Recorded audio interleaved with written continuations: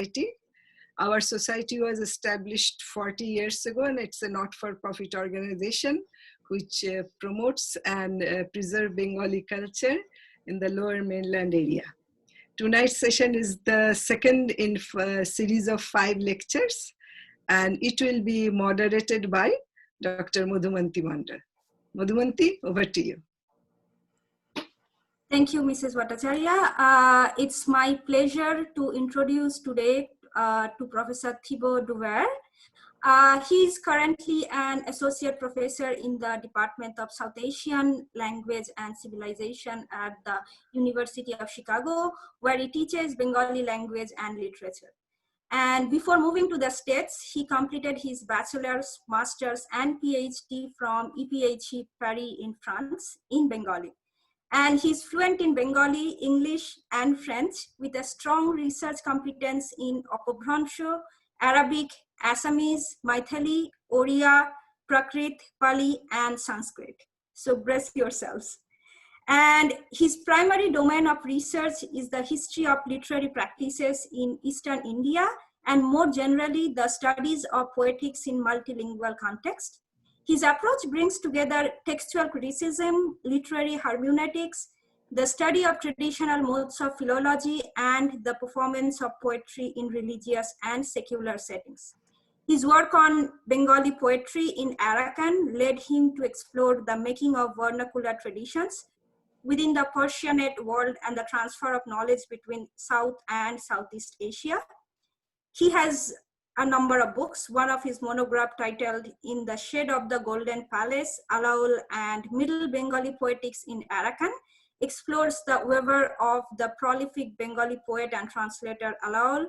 The book is a vademecum for readers of Middle Bengali poetry and a detailed study of the cultural history of the frontier region of Arakan and the contribution to the poetics of South Asian literature. And he's currently finishing a project about Persian and Middle Bengali Islamic creation stories and the spread of Persian, Arabic, and vernacular literacy in Eastern Bengal. The book is titled Meaningful Rituals, Persian, Arabic, and Bengali in the Nurnama tradition of Eastern Bengal. Let us all welcome Professor Duver, and I'm going to clap on behalf of all of you. Before I hand it over to Professor Duver, just to let you know, please feel free to type your questions in the Q&A throughout the talk, and I will read them to Professor Duver at the end.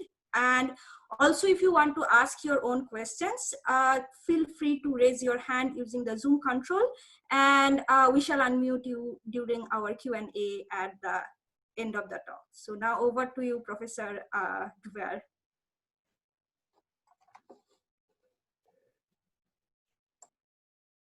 Yes, thank you very much for this very complete introduction.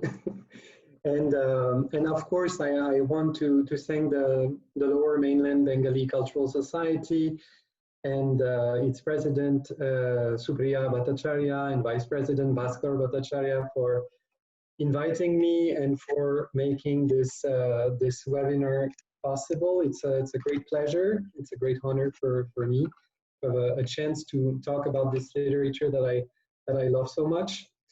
And so I will share my screen. I have prepared a PowerPoint, which basically, which will be the basis of my lecture.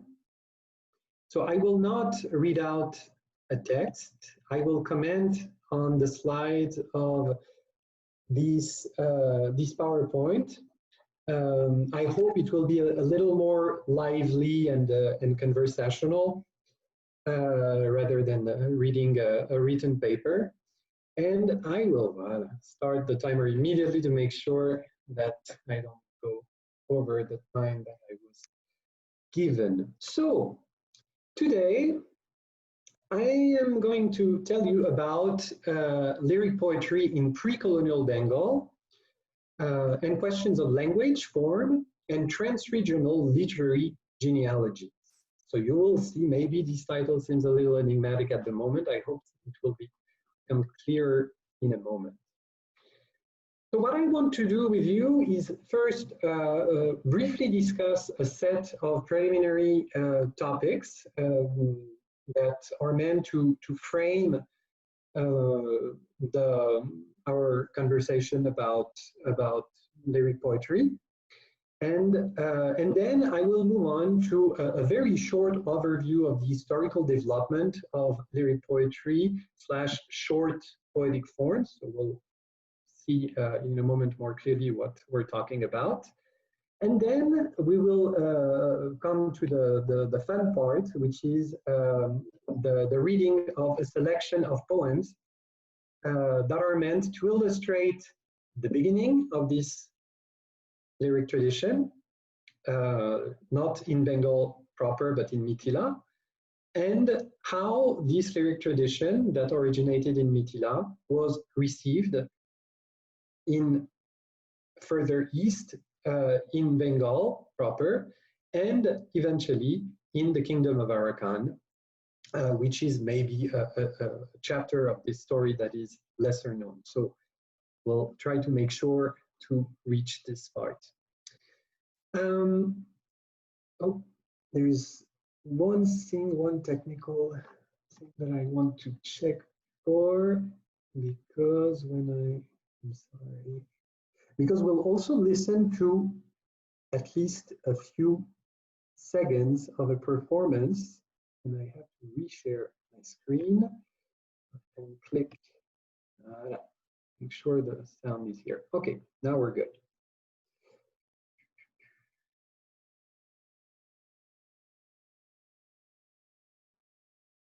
Okay, so let's start with those 4 preliminary topics.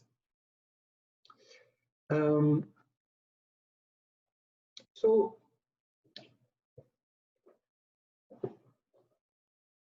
those 4 topics are meant to explain a little bit my approach to literary historiography in general, and why I put so much emphasis on what we may call cultural geography, or even literary geographies, or geographies of literary practices.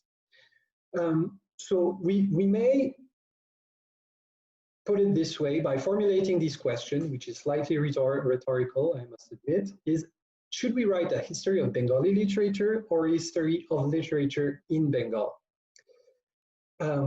So this question brings us to think about the way Bengali literature has been discussed so far, with an equation in mind, basically, that puts language, people, and eventually a nation, a state, at least a political entity, together in the same equation. And this has been so far the main way to talk about the history and the unfolding of Bengali literature. The problem with this approach is that there was a tendency to sometimes totally ignore, in other cases not to give enough importance to other languages and to the interaction of Bengal as a cultural domain, geographically speaking, and the neighboring regions.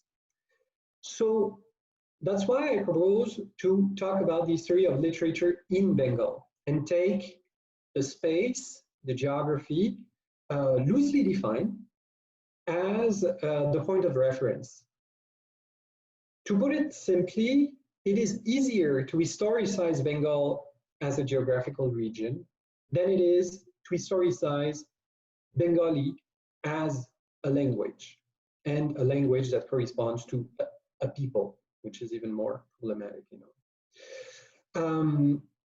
For instance, one good example of that is quite very simple. It's the name of the language, Bengali language. It may be surprising to some, but Bengali was actually commonly called Bengali in Bengali text only from the 18th century onward. Before that, we had Bengali text. So technically, linguists describe it, and that's a term I will use, Middle Bengali. So that is this stage of the development of the Bengali language that basically covers the late 14th, 15th century up to the 18th century. Before the 18th century, the vernacular language of Bengal was designated by very generic terms like Deshi Bhasha, so the language of the region, or, and that's something that interests me in particular, by using the name of prosodic metrical forms. So it will be the Poyar Bhasha, the language of the Poyar meter, which is the epic verse, the verse of narrative literature in Bengali. When one does this to focus on the cultural region rather than the language itself, it also brings up the question of multilingualism. Because of course, in Bengal, Bengali was one of the literary languages that was used to compose poetry, and that was also studied and read. And these two aspects are important because, as I will mention, the question of the consumption of text in other languages is very important in the constitution of Middle Bengali literature. So here I give you a list, you can see on this PowerPoint, of languages. So of course, Sanskrit, Prakrit, Aparamsha, but also, and that's what we'll focus on today, Old Maithili, which will then become Brojobuli in Bengal. And of course, Persian, Arabic, Awadhi, that is the eastern form of Old Hindi, Braj, the western form of Old Hindi, and later on Hindustani or Urdu. And we could continue, of course, the list of those languages that were cultivated in Bengal and that constitute the literary history of Bengal. So Middle Bengali is one of the languages of this linguistic economy of pre-modern Bengal. So that's the other aspect. Again, or let's put it this way, as in our times, there is a tendency to see, so of course not in Canada, which is a multilingual nation, but a tendency to see languages as fulfilling all functions of both literary activities and everyday more pragmatic activities, etc. So, but this idea that one language could do everything is very modern. It really belongs to our times. And when we look at pre-colonial Bengal, it this way at all. And to a large extent, even today in South Asia, very often different languages are used for different kinds of activities. They're in different purposes. So which language was used for which purpose, which genres, which prosodic system was used and associated with which language, etc. That's the kind of thing also that I like to pay attention to. And finally, script and language. So what do I mean by just script and language? I mean that script and language really need to be dissociated. These are, you may write two different histories for what we call today the Bengali script and for the Bengali language. Because the script itself in pre-colonial times was actually used in a very large geographical area with lots of regional varieties that that are very often, even today, not so, of course, not current and not recognizable, I would say. So there is this aspect that on the one hand, there is one script, which for now I want to refrain from calling the Bengali script, because again, it wasn't used only for Bengali and it wasn't called as such the Bengali script, but it was used from Eastern Bihar up to what is today southeastern Bangladesh, and also up north in Assam. So all those scripts that were used to write down Sanskrit and vernacular languages were part of the same script family, and it's only later that you have those regional differences that crystallize. But on the other hand, Bengali was not only written with what we call today the Bengali script. It was also written, at least in later periods, from the 17th, 18th century onward. In Eastern Bengal, we have a tradition of writing Bengali in the Arabic script, in Chittagong, and in northeastern Bangladesh today, in the region of Sylhet, we also have another script, which is the Sylhet Nagari script that was used to write down Middle Bengali. So the language remained generally the same. It was Middle Bengali, this ancient form of Bengali, but the script changed. And to some extent, with the change of script, you also had some dialectal features that entered the literary language in those regions. Here is just an example also to show because to the script we can also add the question of the format of the manuscripts, which is a very interesting thing to look at. So right now I won't dwell too long on this, but it's just to show you this this variety of formats. Of course, we start with Palmyth manuscripts, so from the Pala period, in a script that is not yet the Bengali script. Then in later period, we still have Palmyth manuscripts, but almost exclusively used for Sanskrit text in Bengal, at least. It's not the case in neighboring regions like Bihar, or of course in Orissa, where Palmyth manuscripts were used for Sanskrit and also for the vernacular. But in Bengal, the tendency was to use paper for the vernacular and Sanskrit, and Palmyth manuscript for Sanskrit only.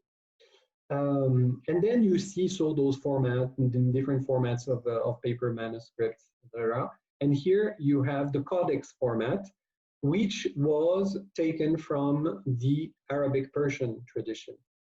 And we'll look at manuscripts in those various formats later on.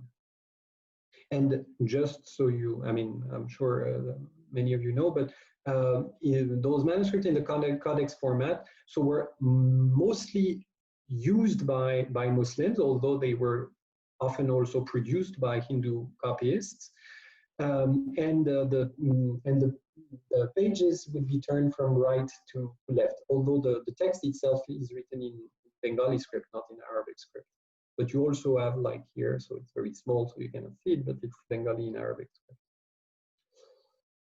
Okay, so this also leads us to mention the fact that we're dealing with a very fragmented literary landscape when it comes to vernacular literature, and this is particularly true if we look at the diffusion of text and manuscripts.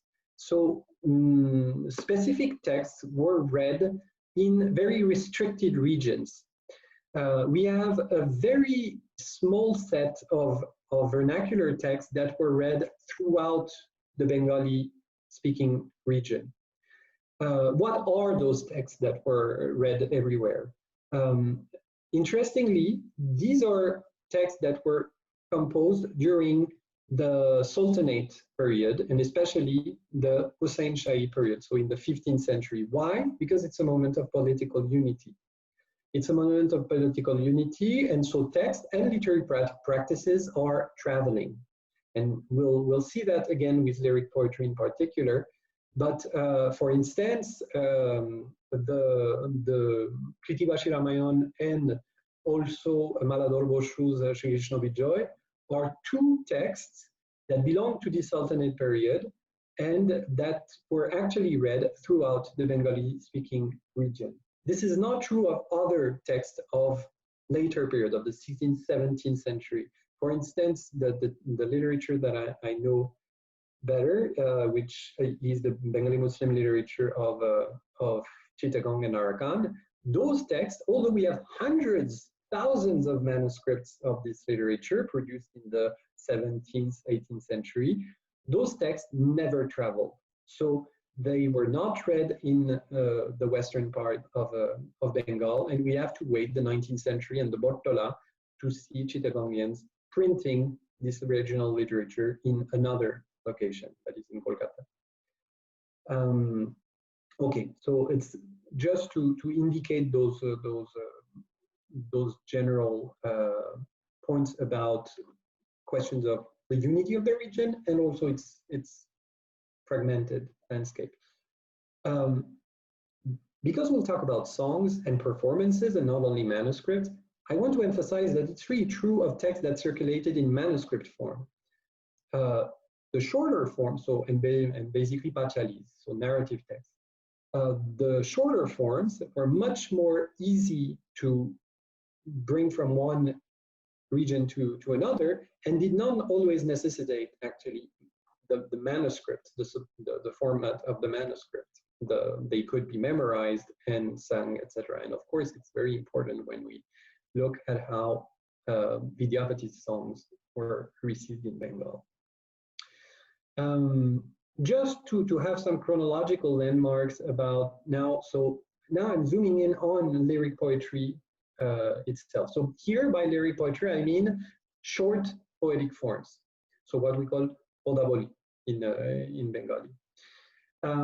So we have the early period, which is during the Pala period, with the earliest examples of vernacular songs, which I'm sure all of you know, the Chorjapod or Chorjagiti, which are songs in Proto-Bengali composed by Buddhist-centric authors who were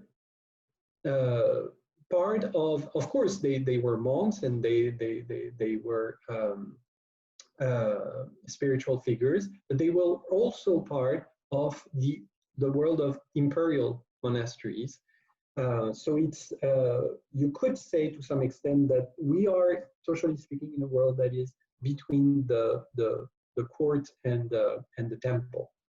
That's something important for when we look at the later reception of lyric poetry.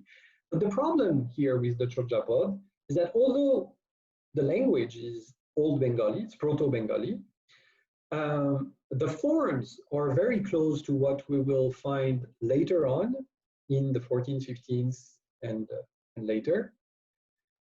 The texts themselves did not circulate in Bengal. They were not preserved. They were transmitted in Nepal and in Tibet. They were translated into Tibetan, commented upon in Tibetan, also commented upon in Sanskrit, but they don't really have an afterlife in Bengal proper. So there's a gap, if you want, between this early moment and the emergence of the vernacular lyric tradition later on. So geographically, with the Chorjapod or the Chorjagiti, we are in this larger domain of Eastern Bengal between Bihar and Bengal, so where those imperial monasteries were located. We have to wait the 14th century and the figure of Vidyapati to see the actual establishment of a lyric tradition, a vernacular lyric tradition in this Eastern South Asian domain. With Vidyapati, it's very interesting because Vidyapati himself was a multilingual author. He wrote in Sanskrit, in Apavaramsha, and in Maithili.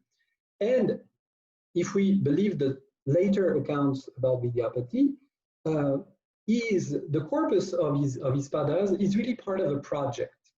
He was really given the task to establish a new way to perform music and to use the vernacular language to perform music. So this corpus is really part of a project that is courtly and mostly Brahmanical as well, of creating a new genre of sung text. So this happens in the 14th century, and later on in the 15th century, we see the reception of at least the style of Vidyapati, if not yet the songs themselves. It's very hard to see the paper trail, and for good reasons, because those songs were very often transmitted orally through the performers who were going from court to court. And in the 15th century, we see the first examples of imitations in Bengal of Vidyapati's poetry at the court of the Sultan. And we'll read one of those very early poems in a second. And in the 16th century, then, so late 15th and 16th century, then we see the establishment of what is better known by everybody about the lyric tradition. It's the establishment of those Brojbuli padas and devotional poetry. So with Shri Krishna Chaitanya and the Gaudiya Vaishnavas. So here we have, of course, a huge effort to collect and also to produce new lyric poems, and we'll see that in a second.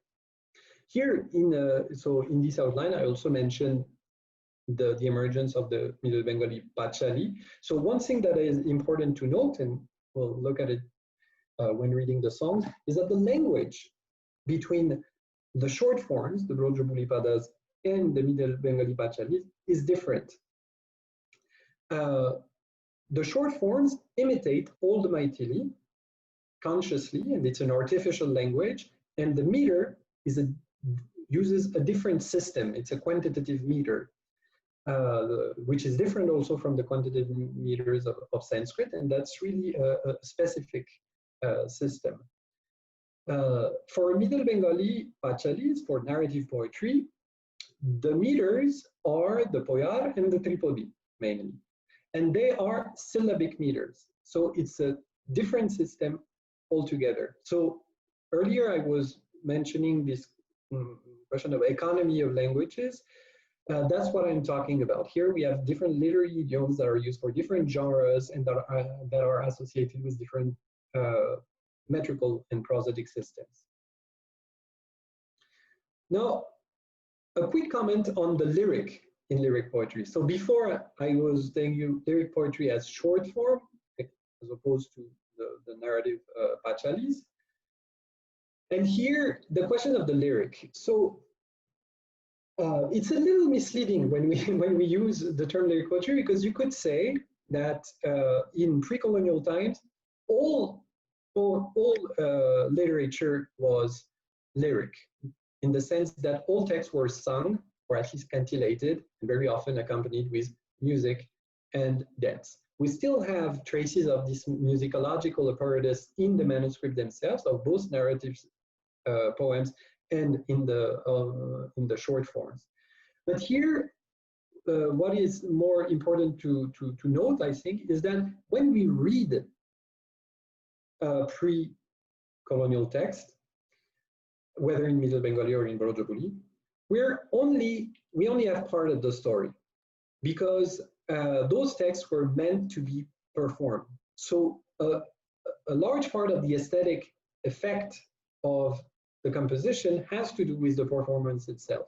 So it's not the same thing as reading a novel today, or reading, even I would say, or reading a sonnet. It's completely different, because even if a sonnet, the phonic dimension is important, etc., there is still the idea that it's one individual reading, and even reading silently a text. Here it's completely different. It's a different setting altogether. So we always have to keep that in mind, and that's why also it makes it difficult sometimes to enjoy this literature by simply reading it this way. It's better to sing it and recite it and voice it in a way that's closer to how it was meant to be performed. So yes, I give you this quote by Tagore that basically make this point. The ancient Bengali verses of the Ramayana, Mahabharata, Onnoda Mongol, Kavi Konkon's Chondi were always sung to a tune, and the music disguised defects in the sounds and gaps in the meter. There was the excitement of an audience, the fly whisk wave, the kortal beat out the time, the mridongo throbbed its accompaniment. End quote. So now, in the 10 minutes or so that we have left, I will read some of those poems illustrating these various phases of the development of the lyric tradition, at least up to the 17th, 18th century. So first, of course, we'll look at a poem by Vidyapati, who is represented here. It's a picture that I took about 2 years ago when I visited the village of Vidyapati, Visli in Bihar, near Darbhanga. And here you see Vidyapati with a manuscript that certainly doesn't look like what manuscripts were like at the time. And the character here is Ugnanath, who is a form of Lord Shiva. And there's a story of this encounter between Vidyapati and Lord Shiva that is very famous in Mithila. And it's just to mention that Vidyapati in Mithila is a Shaiva Bhakta and not a Vaishnava poet. And we'll come back on this in a second. So yes, so here is a first example of a song by Vidyapati. I chose one that is actually found throughout this Eastern South Asian domain, in Nepal, in Mithila, and in Bengal proper, in various manuscripts. The version that I give here is taken from the edition of Subhadraja, based on the Nepal manuscript, which is a manuscript that's difficult to date, but probably a quite ancient manuscript, as it is possible to find them in Nepal, as opposed to Bengal, where manuscripts don't last very long. And this manuscript mostly has songs by Vidyapati, and including this one. So a few note about the form first. So first you see the raga indication, as we also have in later Bengali anthologies. So the raga indication is here. Then we have several couplets with a refrain. The refrain here is indicated with the term drubam or druvam. That's the druvaka, the refrain, which is usually the second couplet in the Eastern tradition, and very often the first couplet in the Western Hindi tradition. You'll see that it's a quite important thing. Here, the refrain is not indicated with a metrical variation. Very often that's the case. The refrain has a slightly different metrical pattern that makes it immediately recognizable, and it has other characteristics as well that have to do with the content of the poem itself. And then after you have the couplets themselves, and at the end you have the bonita, the signature lines. Here in this manuscript, it's interesting because it's typically the bonitas are just bhanoi vidyapatityadi. So bhanoi vidyapatityadi, and Vidyapati says, etc., etc. So here you can see that the copies didn't really care about the information contained in the bonita itself, where you usually have mention of the patron, etc. So very important for historians, and let the performers and later copies, fill out this length with whatever they wanted. And indeed, if we look at other later recensions of this same poem in Bengal, we see that we find, and also in Mithila, so here in the Raktarangini, which is a treatise/anthology, in which you have different bonitas. Now the language. The language is Old Maithili, so it is not a language, I think, that is readily understandable by someone who knows Bengali, or even, I would say, someone who knows Old Bengali, Middle Bengali. And so it requires a kind of specific training and exposure to this language. We'll see that it's important because when Vidyapati was received in Bengal and Brojobuli Padas were composed, they would actually reproduce those linguistic forms, and Brojobuli Podaboli usually need a commentary that is given by the performers. Even today in Kirtan sessions, you have the Akor, which is a comment on the poem that gives the context and clarifies the meaning, etc. And we also have one example of a Sanskrit commentary on Brajbuli padas that is extremely useful for us, because of course there is no grammar also of this language, as there is no grammar of Middle Bengali. Okay, so let's just listen to 1 minute of this song to give you an idea of how those songs could have been performed. I think the performance of those songs tends to change these days, but that's a pretty old recording from the 70s. And you will see how the text is put forward and the diction is extremely precise and renders even the prosody very nicely. So let me see from that. Yeah.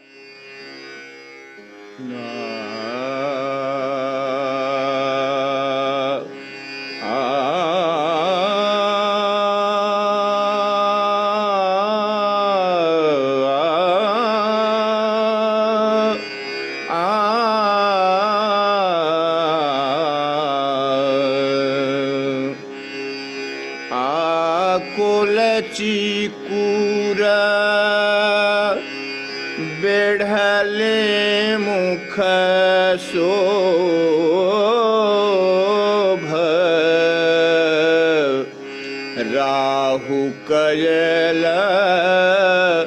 Shashi मंडल लोभ आकुल चिकुर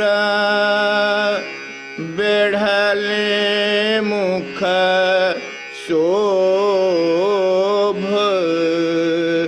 राहु कयल शशि मंडल लोभ बड़ अपरोप दुई चेतन मेले बड़ अपरोप दुई चेतन मेली विपरीत राति कामिनी कर केली आकुल चिकुर बेढ़ले मुख शोभ राहु कयल शशि मंडल लोभ. Okay, so we'll stop here with this song. So yeah, I see that I'm running out of time. I'll try to go a little faster. I just wanted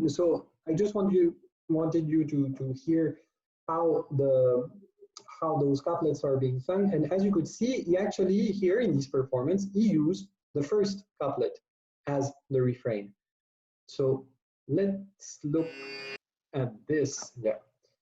So sorry, this is the translation that I made, but I guess we can share the PowerPoint later, so you can have a look at it. So it's an erotic poem, very, very nice actually. And what I wanted to show you is this table in which so here I indicated the sequence of verses in various recensions. So the ones in the middle are from Bengali anthologies where the song is found. And you can see that first, so the asterisk here indicates the refrain. Different couplets are used for the refrain, and the sequence of verse itself changes. So this, I think, has to do with precisely the transmission of the poem, not through manuscripts, but through performers who had different preferences, etc., and therefore reorganized the content of the text.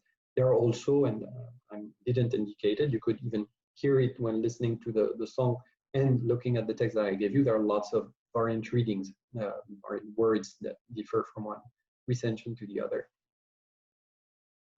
Yes, so Shukumar Sen offered a theory to explain how Vidyapati's poems became almost organically integrated to the language of love lyrics in Bengal.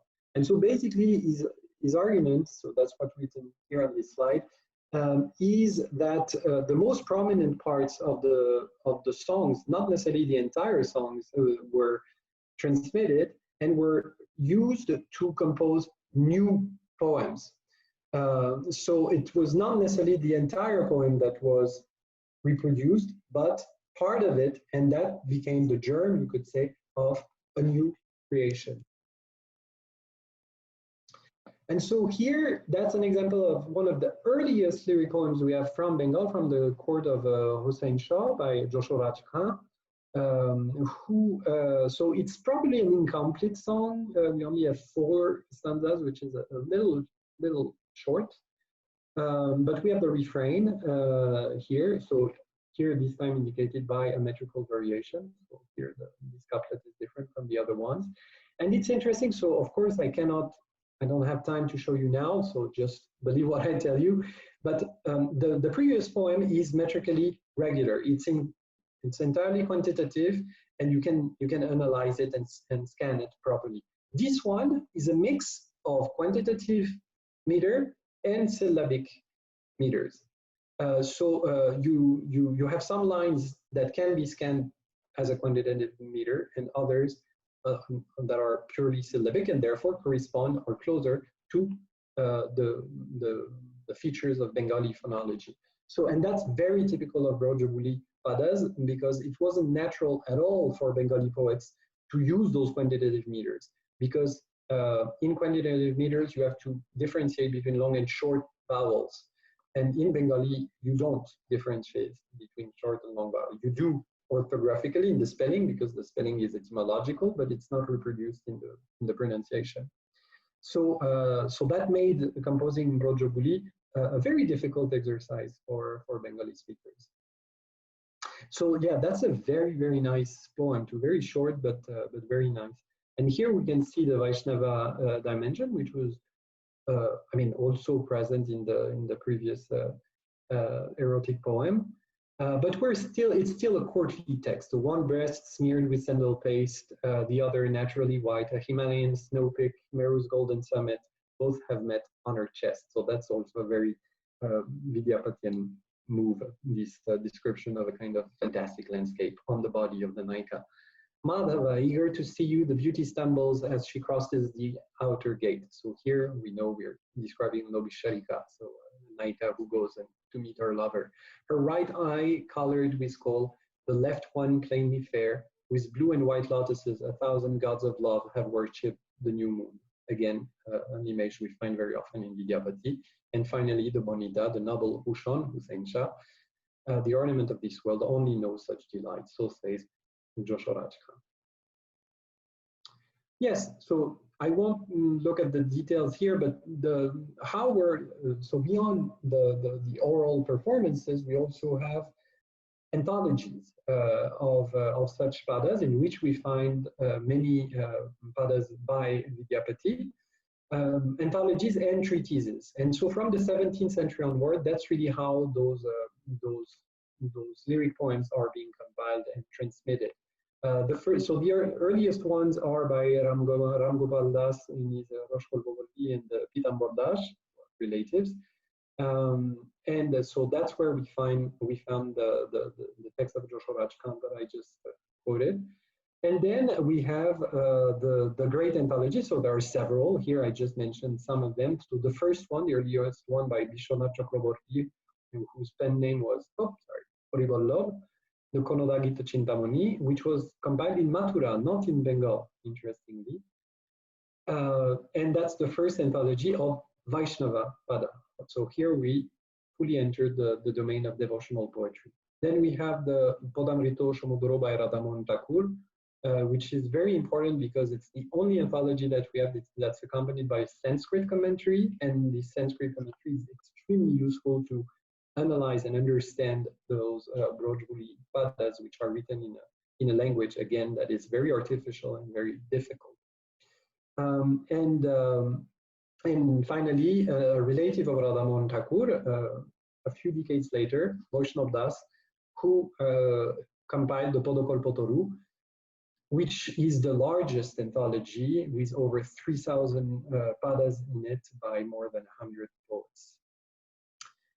So yes, so here you understood that from the 15th century, when we enter the 16th century, clearly, and with Chaitanya and the Gaudiya Vaishnavas, this courtly practice is totally integrated into the devotional practice of Bengal. So that's here an illustration from the 18th century of Horisham Kirtan in Murshidabad. And one of the, oh, I'm sorry, I'm way past the time, so I will be very quick. So yeah, this transition is best illustrated by the figure of Govindo Das Kaviraj, who is a poet from the generation after Chaitanya and disciple of Srinivasacharya, who brought back the text of the Goswamis from Mathura to Bengal, and he was given the task to gather and continue the oeuvre of Vidyapati. And indeed, he is a very, very talented poet who uses a language that's, you could say, pure Brajabuli, so it's imitating very closely Old Maithili, and he is a genius of meter. He uses meter and this very difficult quantitative meter in wonderfully expressive ways.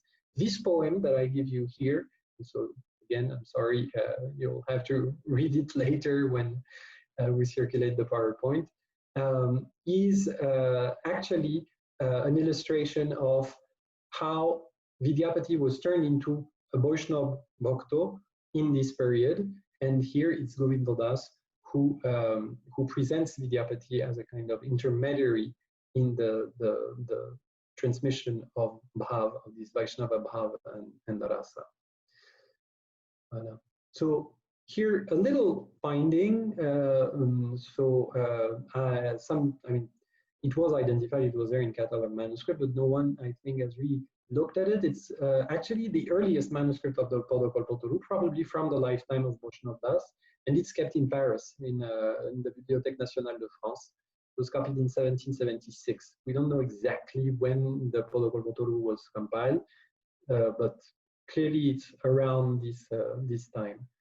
So it's a very interesting, very finely, very nicely written manuscript. So also it's nice to look at the manuscript. If you didn't have a chance to do this, you can see that it's written in continuous writing, and here it's nicely rubricated and even numbered, which is quite nice. You can see here the indication of the refrain, etc., and the musicological. So here it's Jota indicates only Jota Raga.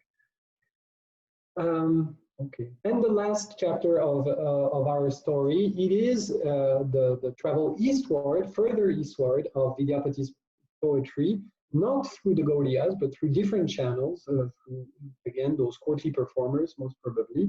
And so that's the Muslim poet Alaol, who is known for his translation from Awadhi in Persian, who was active between 1651 and 1671. And here it's a poem from his adaptation of Padmavat of Jayasri, so in Padmavati. And it is, although Vidyapati is not named here, he names him somewhere else in the digression on musicology in his translation of the Persian poem Nizami. But here it's a clear response, you would say a jawab in Persian, a jawab in to this poem by Vidyapati. So the first line is very important because those poems don't have titles. So the first line is the title, you could say. And here they are exactly parallel. Geli Kamini go Johu Gamini, and here in Cholilo Kamini go Jendro Gamini.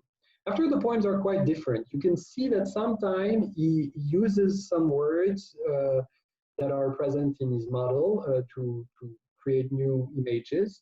And at the end, also, there is almost a very clear attempt to imitate the language of Vidyapati, although the rest of the poem is pretty standard Middle Bangla.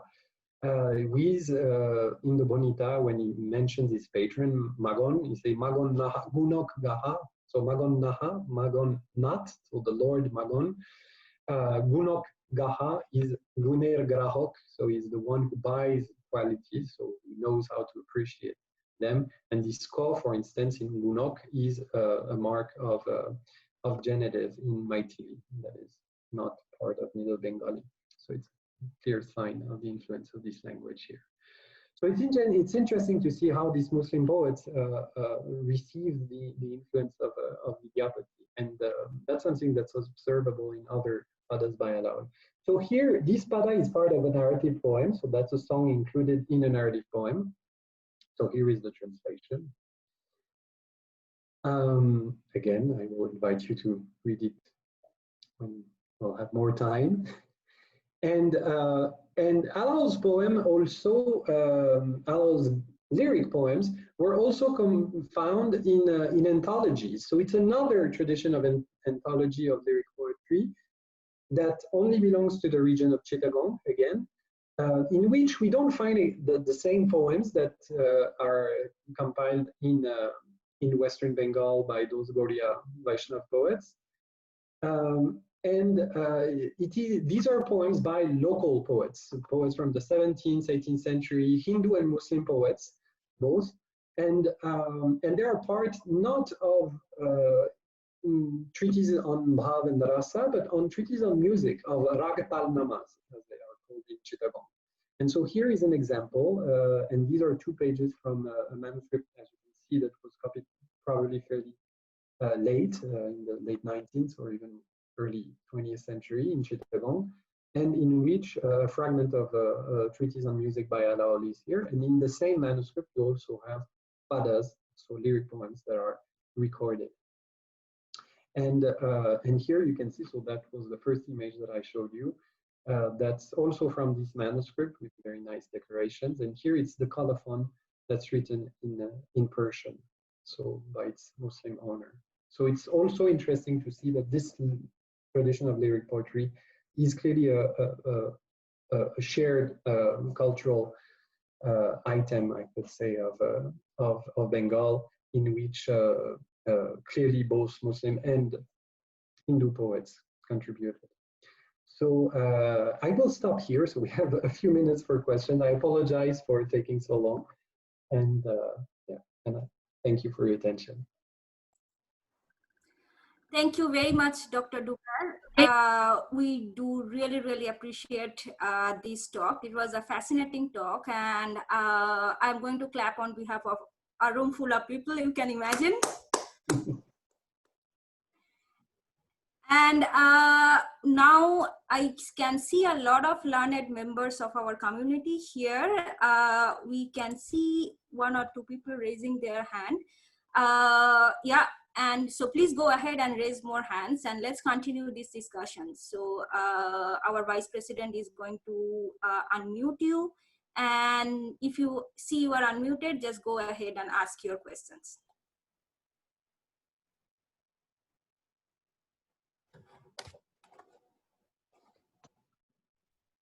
So I see Purabi Dash. Yes. It was a wonderful talk, and I couldn't believe how much you covered in this short time. It will take me forever probably to really go through the whole thing, and I have to probably go to the library or Google, I guess. Anyway, I was wondering, you know, when you first started, there were 4 parts you kind of divided so that, you know, we could follow you better. The 3rd part, where you say which language was used for which purpose, which genre, with which prosodic system, etc. That part, I think I must have missed it. I didn't quite catch it. Could you please go through it a little bit? Thank you. Yes, of course. So those 4 points were meant really to you know, frame the presentation rather than present a plan of the structure of the talk itself. But what I mean by so it has to do with, I think the term I used was the multilingual economy of Bengal, and it's just to emphasize this rather simple point, after all, that it's so in pre-colonial Bengal there was absolutely no. I mean, the idea that one language could fulfill all the needs of a person was unthinkable. And so basically for different genres, different purposes, people would use different languages.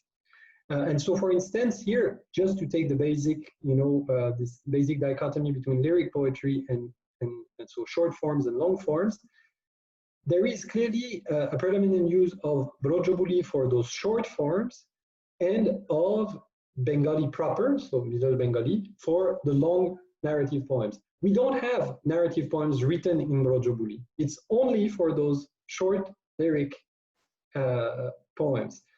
Of course, we do have short lyric poems in Middle Bengali. Chandidas is a good example. So the Podaboli of Chandidas are a good example of the use of Middle. But otherwise, Brojobuli is really only used for this purpose of writing short lyric poems.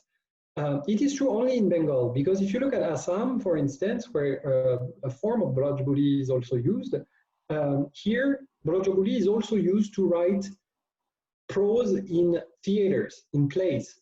And that's something we don't have in Bengal. Same thing in Nepal.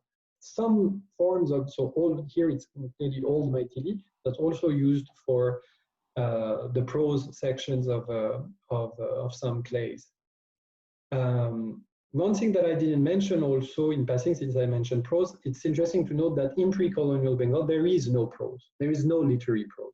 We have some documents written in Bengali, but everything is versified. There is absolutely no use of literary prose. Which came. Thank you very much. Sorry. Thank you very much. Yes, it's not. I didn't realize that only Brojobuli was used for the short lyrics. Yeah, yeah, you are right. Nowadays we sing Vidyapati songs even now, and they are all in Brojobuli. Yes, that's true. Oh, yes, very interesting. And another interesting thing is the name Brojobuli also is. Bihar. It appears in the 19th century. The poets themselves never give a name to the language that they use. It's very, I mean, and very also interesting. Maithili also is Bihar. Yeah, so it's clearly, yeah, Brojobuli is clearly derived from Maithili. Yeah. But even that, they don't identify the language with any sort of term. I mean, this lyric tradition has no meta discourse. There is no thing that surrounds it. And when, for instance, Radha Mohan Thakur comments in Sanskrit on Brojobuli text, when he designates the language that he's commenting upon, he just says bhasha. That's bhasha. So there is no further specification. Thank you very, very much. It was a very enlightening talk, and we are really grateful to you.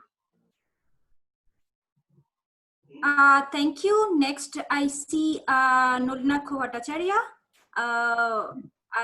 Yes, he's on there. Nolina, you can unmute yourself and ask. Yeah, I have unmuted. Thank you very much. That was a very interesting talk. Now, I have a question about Brojobuli, which I didn't understand. So we have a language, Bengali in modern era, and of course there is a historical connection to what you call Proto-Bengali and pre-colonial Bengali and all those things, and we have modern Bengali.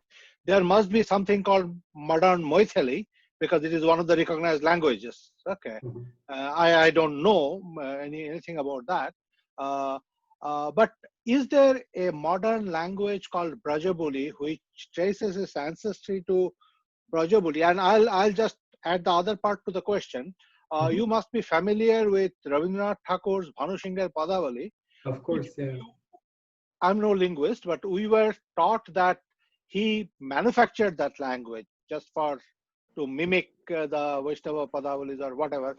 That's what I was told. I might have been told wrong. Okay, I'm not an expert. So, but was he writing in Brajabuli or? My other question is that you mentioned that there were no grammar, so which I find rather intriguing. So, of course, I mean, you need to have a syntax. I mean, otherwise the language will never be meaningful. Sorry, yeah, I mean, there is no grammar in the sense of grammar book. Of course, the language is, I mean, it's perfectly, structured and organized, but there was no way to acquire the language through a grammar book, a description of the language.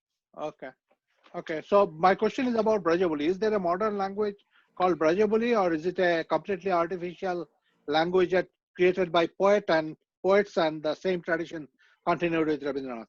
Yes, so it's a very good, very interesting question because so there is no such language, and Brojobuli has never been a language of communication. I mean, it was from the beginning an artificial language. If we look at Mithila today, it's interesting to see that modern Maithili, which is an important and very I mean, it's a language that's still very much alive, and you have authors and who still write in Maithili.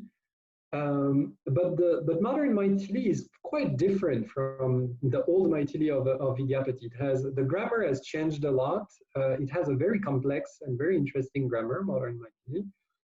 And the language of Vidyapati, we have to keep in mind that actually all the languages that were mentioned in this talk, because when I say Brojobuli is an artificial language, it's particularly true in Bengal because no one was speaking anything that was even close to Brojobuli. But all languages that were used to write texts were artificial language to some extent. It's still the case, you could say. I mean, there's still a diglossia, a difference between, when I speak French with my daughter and when I write an essay in French, and same thing with English, etc. But even Bengali itself and the Bengali that was used for the Pachalis, etc., was not a direct representation of the spoken language. We don't know how Bengali sounded like in this period. But to answer your question, yeah, Brojobuli, there is no, and we often, the Banu Singer Podavoli is often presented as the last Brojobuli work. And as you mentioned, it was kind of a joke after all. I mean, it's not so much that he manufactured the language. You could say that all Brojobuli poets manufactured the language they were using, but he manufactured the figure of Banu Singer. And it was this he was playing, with the philologists who were trying to date all those poets, etc. And he was, in a way, poking fun at those attempts by producing these. Thank you. My collective applause, my applause on behalf of others. Thank you. Thank you. Next, I see Supriya Bhattacharya. She has a question. You can unmute yourself and just go ahead and ask. Yes, Dr. Hubert, thank you very much for a very, very interesting and intriguing talk. Well, just like Nolinakko, I don't have any background in this, but the modern day Maithili, because I have been to Madhubani, I have connections with Madhubani. Is it different from the Maithili that you are referring Vidyapati time, is it? Yes, it is. And it is, it's interesting to note that when Vidyapati writes in Old Maithili, his language, if you compare his language with, for instance, his text written in Apabhramsha, which are not lyric poems, these are narrative, historical texts that mix Sanskrit and Apabhramsha, you can see that it is very close from the language of his padas. So it's only some grammatical forms that seem to have been taken from whatever was the spoken language of the time. Again, we don't know how it sounded like. And that was used to inflect the literary Apabhramsha. So Apabhramsha, is basically the last stage of Prakrit languages. So the last stage of those inflected languages derived from Sanskrit. And it was still a vehicular language. Apabhramsha was used for literary texts from Bihar to Gujarat and also in South India, etc. And so Vidyapati, so the language of his padas is we call it Old Maithili, but again, it is already a very artificial and literary language that builds upon the literary idioms that were already available at the time and that were vehicular languages. So if you compare this language with the Maithili that's spoken today, it helps to know modern Maithili to understand Vidyapati's padas. But it's still very different. The grammar is very different. The vocabulary is different. It's you can't I mean, in a way that's similar to modern speakers of Bengali reading Pachalis, old Pachalis, and especially if they have been edited, faithfully from how it is, how the language is recorded in manuscript. It's not readily understandable. You need, to study and spend some time with the language to understand exactly what's going on. So it's the same thing with Maithili. I was in Darbhanga 2 years ago, so when I took this picture, and I went to the Sanskrit University of Darbhanga, and I had the chance to read just a few padas. It was just 1 or 2 sessions with Shoshinath Jha, who is a scholar who has edited a lot of Vidyapati's poetry, and he edited Sanskrit, Apabhramsha, and Maithili text. And it is quite amazing to see the comment of such scholars on, when reading those old texts. But all this to say that it does require an expertise and an expert to read those texts even when you are from Mithila. Thank you. Are there any questions? Okay, thank you so much. And next I see Archana Datta. And yes, she's there. Can you unmute yourself and ask once more? Yeah, good. That's good. Good evening. It was a very enlightening talk. My question is, during this time, when all this evolution of different kinds of languages were going on, what the average people in the villages and the cities were speaking, in what language? It's a very good question. It's, I mean, it is virtually impossible to answer this question. What we can say for sure is that Bengali, this form of Bengali that was used to write text from the 15th to the 18th century, was used in regions where Bengali was not the spoken language. In many parts of, so I mentioned Arakan, for instance. So it is today in Myanmar, and of course Bengali was, so it was the language of some Bengali Muslims, also Brahmins who were working at the court of the Buddhist king. But otherwise, yeah, it wasn't the local language at all. And in other regions also, or in Nepal also, in the 16th, 17th centuries, you have plays that are entirely written in Bengali, probably by Bengali Brahmins, but the audience was certainly not, native Bengali speakers. So it was a literary language, a vehicular language, and a cultural language, you could say, that was cultivated way beyond regions where people were speaking Bengali. But what form, what was the form of the spoken Bengali at the time? It's very difficult to say, because today, for instance, even today, the dialectal variations of Bengali, if you go to, of course, Chittagong and Sylhet are the typical examples, because they're not intercomprehensible with standard Bangla at all. But it was probably the case at the time too, where people were using Bengali as a literary language, but were speaking either very different forms of Bengali or completely different languages. So it's, I mean, I find it quite interesting also to think about the vernacular not only as geographically restricted, language, but as a vehicular language within this Eastern South Asian domain. Thank you very much. Thank you. And I saw Arunabh Chatterjee raised hand. But I don't see it anymore. Do you still have any question? I see that he wrote in the chat that thank you so much, Dr. Duver. Thank you. Do you have any more questions for Devanti? No, I don't see any more. Thank you once again, Dr. Dubey, and it's quite late in Chicago. We really I think Arunabh does have a question and he just raised hand again. okay. Now one more question. Why don't you? কোথায় গেল Arunava?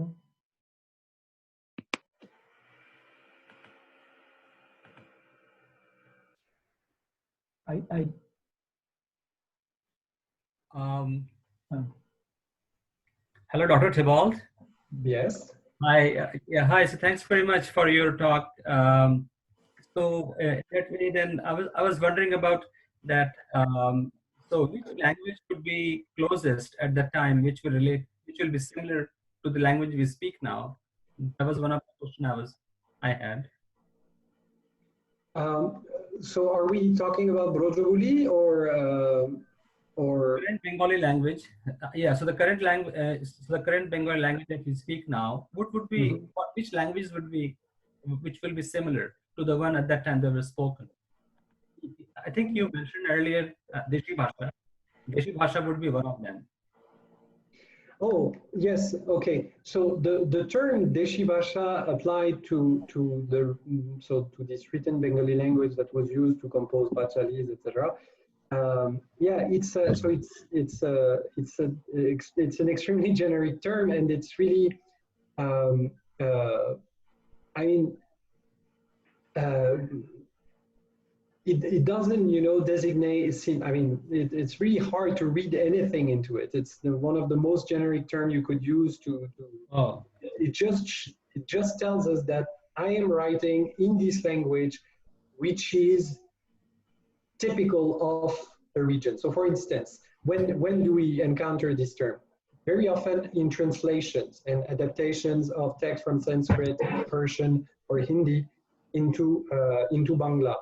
And then they wouldn't say, I translate, even the term Onubad, for instance, is not used in those contexts. They just say that they will break shlok and compose poyars or compose a probondo in Deshi Bhasha. So that's how they would describe the process of translation. So it wasn't from Sanskrit to Bengali. It was from shlokas to poyar.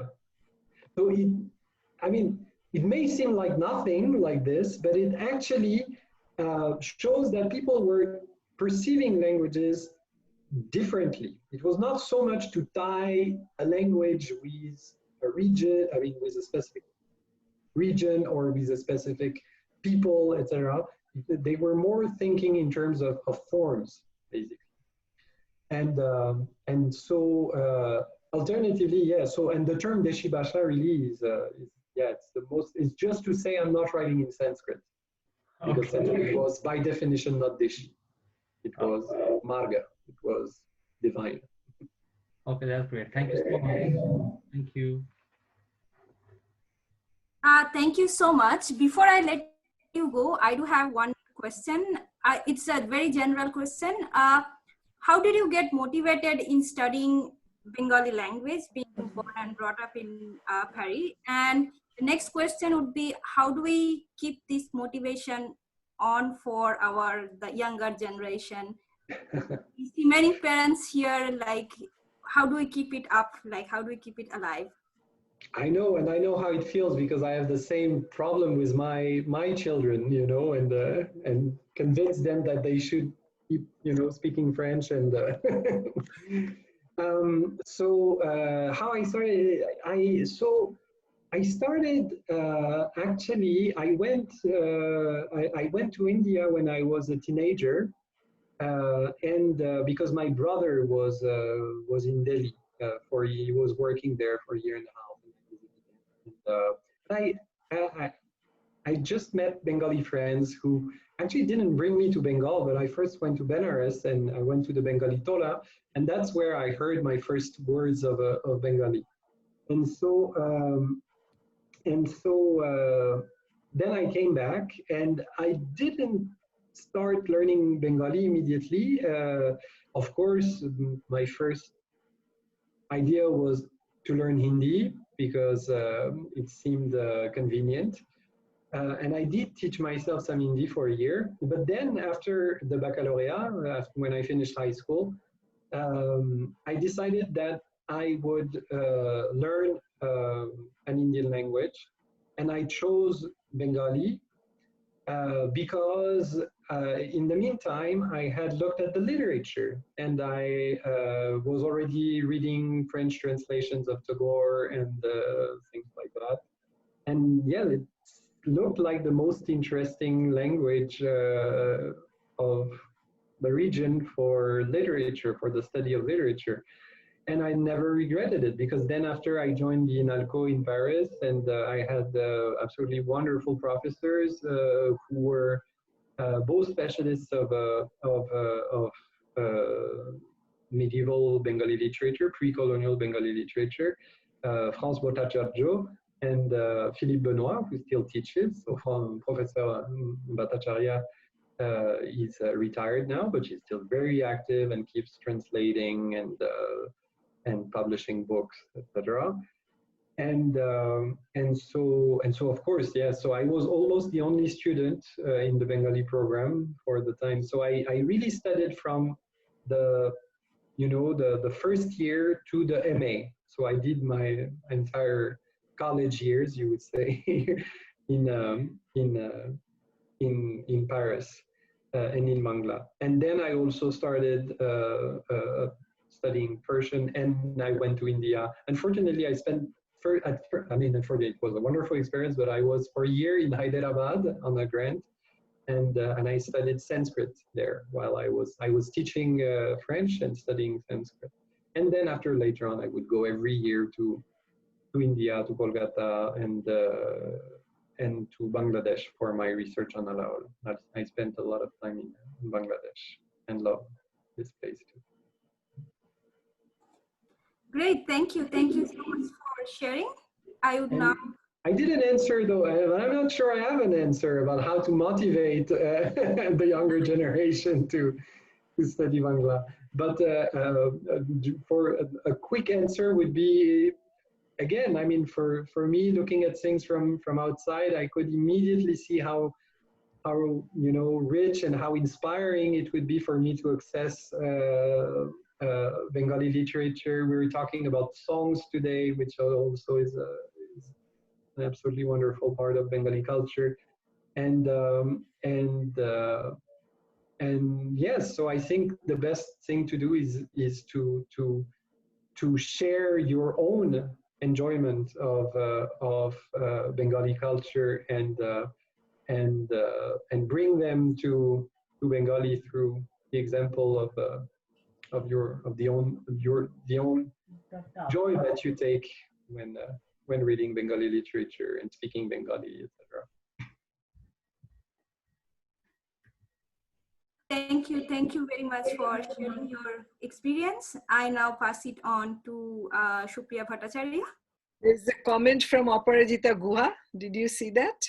Thank you for your wonderful presentation. Also wanted to comment that your Bengali pronunciation is excellent. Somebody. Oh, that's very funny. I would suggest that we unmute everybody so that we can all clap.